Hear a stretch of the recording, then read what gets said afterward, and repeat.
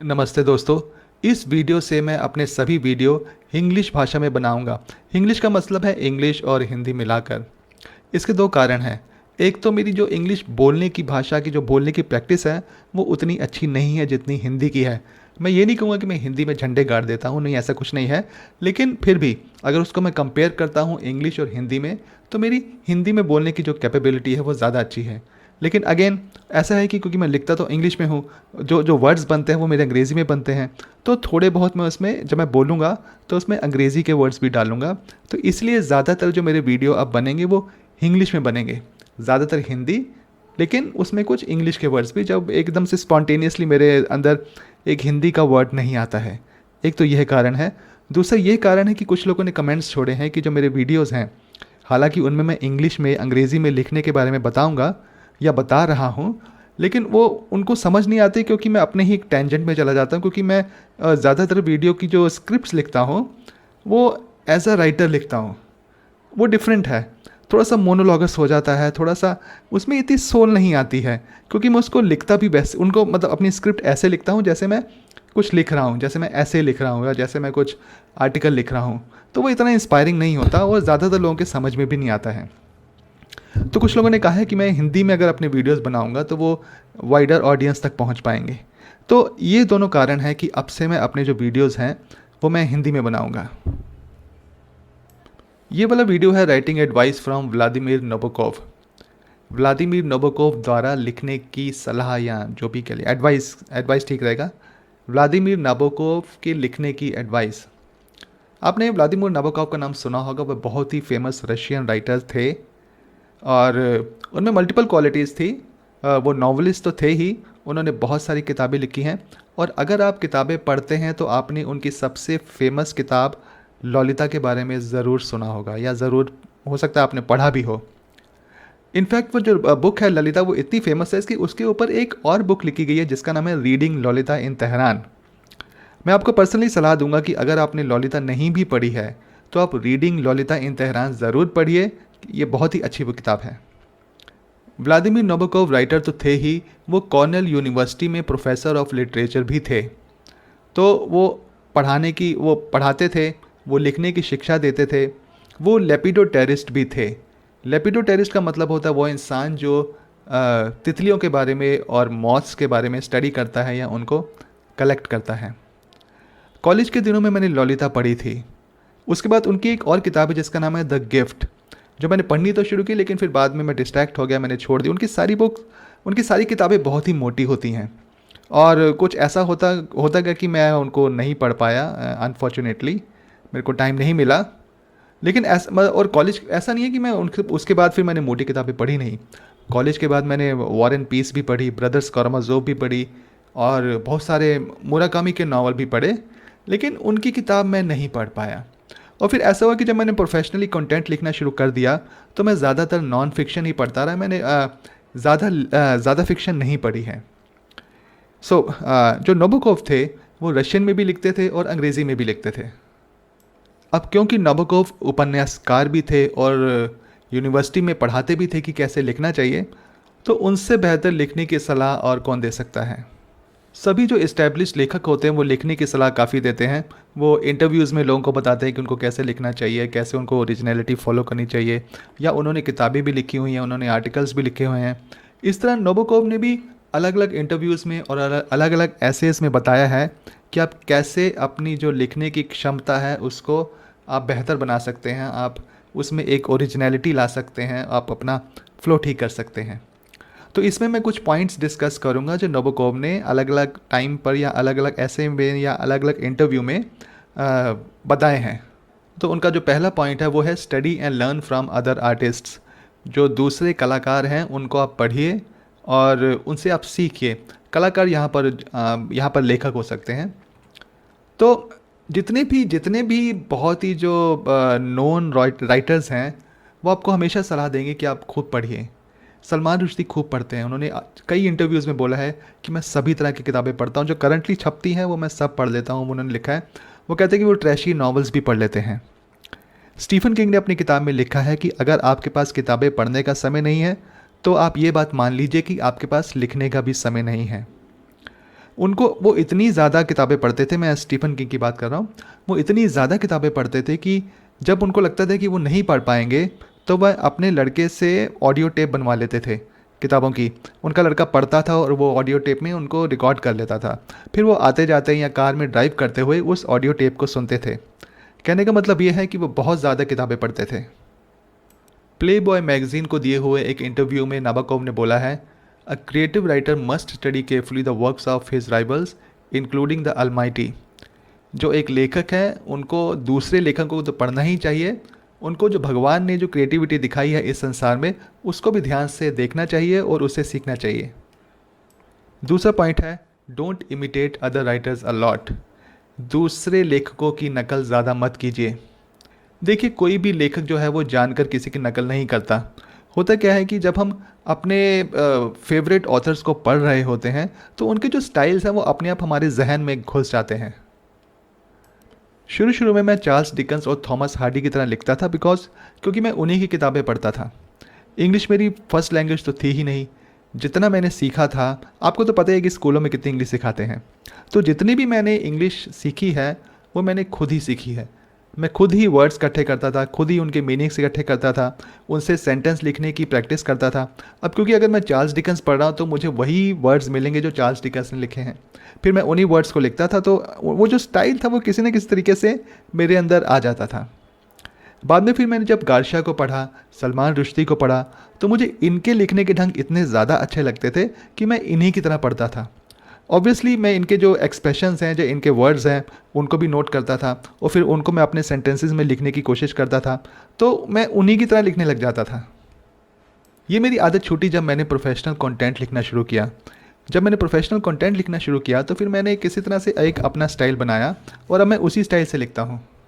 नोबोकोव कहते हैं कि अगर आप बहुत ज़्यादा नकल करते हैं दूसरे राइटर्स की तो आपका जो लिखने का स्टाइल है वो बहुत बासी हो जाता है, बहुत स्टेल हो जाता है।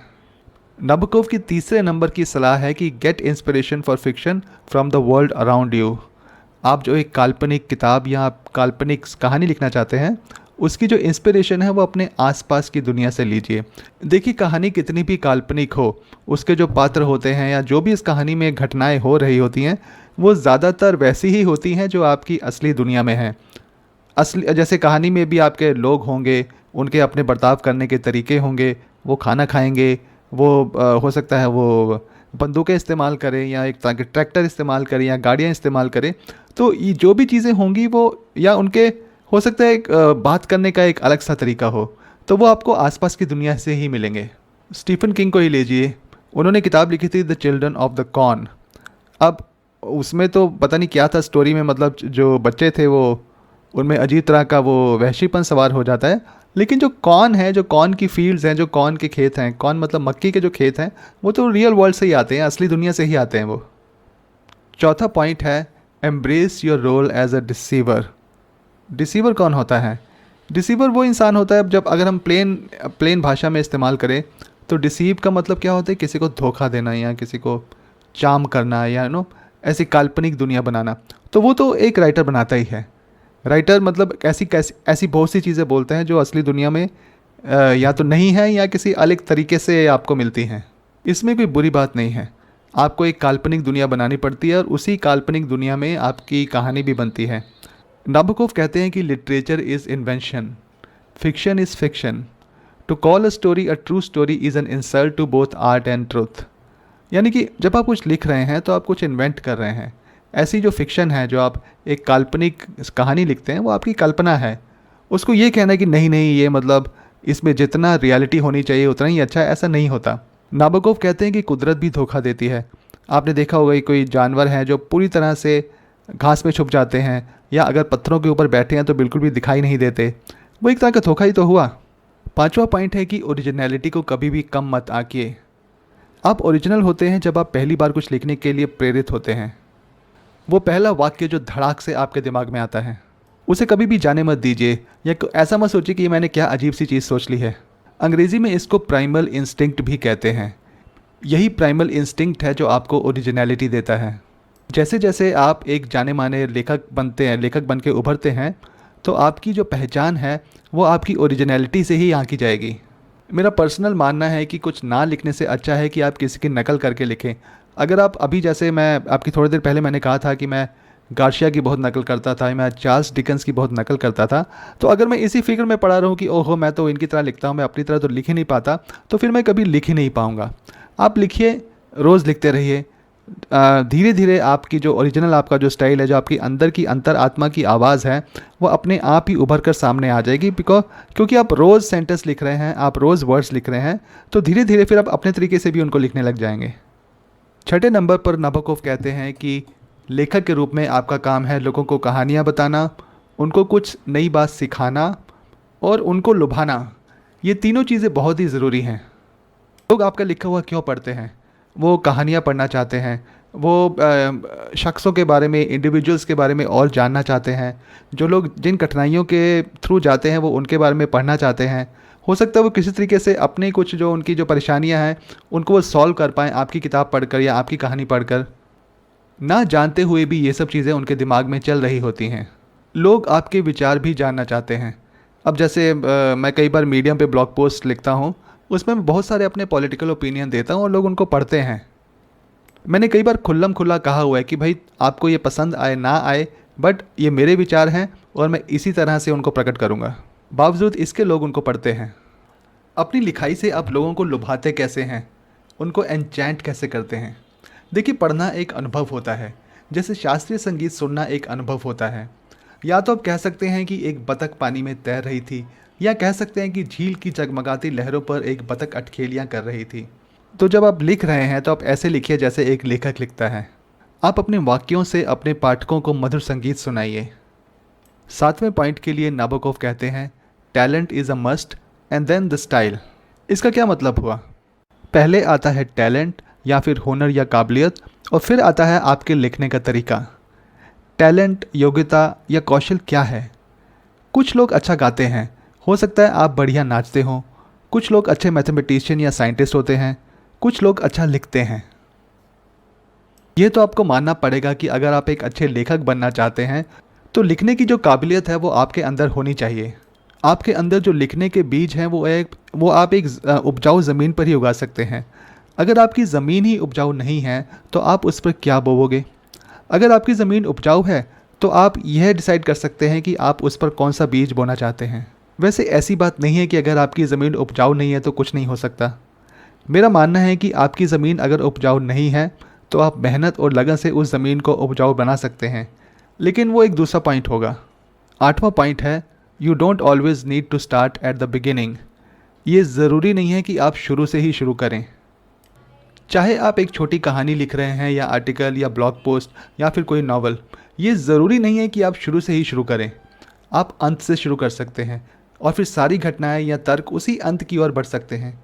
आप बीच से शुरू कर सकते हैं, आप किसी एक वाक्य से शुरू कर सकते हैं। हम सभी आजकल कंप्यूटर या लैपटॉप पे काम करते हैं और इसका ये फ़ायदा है कि हम आसानी से कॉपी पेस्ट कर सकते हैं। कंटेंट राइटिंग करते हुए मैं अक्सर फंस जाता हूँ और समझ नहीं आता कि कैसे शुरू करूँ। पहले बहुत समय वेस्ट करता था, लेकिन आजकल मैं किसी भी वाक्य से शुरू कर देता हूँ। कभी कभी सिर्फ पॉइंट लिखता हूँ और या फिर जब जो मुझे डेटा चाहिए होता है मैं वो डेटा लिखना शुरू कर देता हूँ। जैसे मुझे कुछ नंबर चाहिए कि आजकल कितनी ईमेल्स रोज़ 1 मिनट में भेजी जाती हैं, तो मैं सिर्फ वही लिख दूँगा। चाहे मेरे दिमाग में एक शब्द आ रहा हो, मैं वही शब्द लिख दूँगा और थोड़े ही समय में पूरा काम ख़त्म हो जाता है। कभी कभी तो मुझे विश्वास नहीं होता कि मुझे आधा घंटा पहले बहुत ही मुश्किल हो रही थी। 9वां पॉइंट है, it is the small things that make you unique. छोटी छोटी बातें हैं जो आपको दूसरे लेखकों से अलग करती हैं। आप एक छोटा सा शब्द अपने वाक्य में इस्तेमाल करते हैं। कभी आप 2 या 3 छोटे वाक्य लिखते हैं और उसके बाद एक बड़ा सा वाक्य लिखते हैं। लिखने में आपकी एक रिदम है। कुछ कहते हैं, कुछ अनकहा छोड़ देते हैं। यही छोटी छोटी चीज़ें हैं जो आपको दूसरे लेखकों से अलग करती हैं। ये 9 टिप्स हैं जो नाबोकोव ने अपने तरीके से लोगों के साथ साझा किए हैं। उनका अपना लिखने का तरीका है जो कभी कभी समझ में नहीं आता, इसीलिए कुछ चीज़ें मैंने बदल दी हैं और कुछ चीज़ों को मैंने अपनी भाषा में बोला है। यह उनका लिखने का तरीका है और इसमें कोई गलत बात भी नहीं है, क्योंकि हर एक राइटर अपने अपने तरीके से लिखता है और उस राइटर की अपनी ऑडियंस होती है, उसके अपने पाठक होते हैं। उनका तरीका कई लोगों को बहुत पसंद आता है, लेकिन मुझे अपने दर्शकों का भी ध्यान रखना है। तो उनकी मेन कही हुई बातें कुछ इस तरह हैं। अपने लिखने की क्षमता को रोज़ाना इम्प्रूव कीजिए और दूसरे लेखकों से हरदम सीखिए। दूसरे लेखकों से सीखिए लेकिन उनको इमिटेट मत कीजिए, अपना एक स्टाइल डेवलप कीजिए। अपना ओरिजिनल स्टाइल सीखने पर जोर डालिए। अपने पाठकों को कहानियाँ बताइए, अपना नज़रिया बताइए और हिचकिचाइए मत। जब भी मौका मिले अपनी लिखावट से लोगों को मुक्त कीजिए, उनको संगीत सुनाइए या फिर उनको नचाइए। लिखने के लिए हुनर बहुत ज़रूरी है। हुनर के बाद ही स्टाइल आता है। हुनर अगर नहीं है तो मेहनत से उसे पैदा किया जा सकता है। हमेशा शुरू करने की आवश्यकता नहीं है। अगर आप कुछ लिखने बैठे हैं और आपको नहीं आ रहा है या समझ नहीं आ रहा है कि मैं पहला वाक्य क्या लिखूं या मैं स्टार्ट कहाँ से करूं, तो घबराइए मत। आप कहीं से भी स्टार्ट कर सकते हैं, बीच से स्टार्ट कर सकते हैं, एंड से स्टार्ट कर सकते हैं। छोटी छोटी चीज़ें ही हैं जो आपको दूसरे लेखकों से अलग बनाती हैं। इस पॉइंट से मेरा ये व्लादिमीर नाबोकोव के ऊपर वीडियो समाप्त होता है। आप बताइएगा कि ये वीडियो कैसा है। मैं पहली बार हिंदी और इंग्लिश मिलाकर इंग्लिश में वीडियो बना रहा हूँ और उम्मीद करता हूँ कि बाकी वीडियो भी मैं ऐसे ही बनाऊँ। नीचे आप कमेंट्स छोड़िएगा और मेरे वीडियो को सब्सक्राइब कीजिएगा और लाइक कीजिएगा। धन्यवाद।